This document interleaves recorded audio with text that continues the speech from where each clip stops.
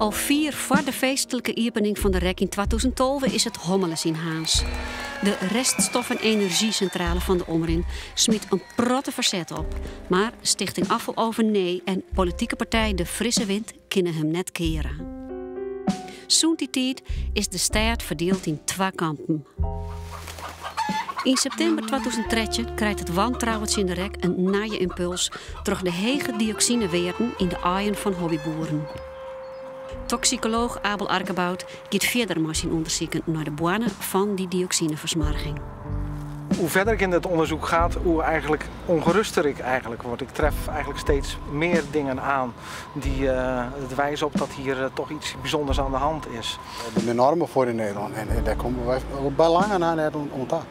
De lucht is hier, het waait altijd lekker in huis. De lucht is heel skin in huis. En die is ik mooi huisinsluiter erbij nog steeds heel skin.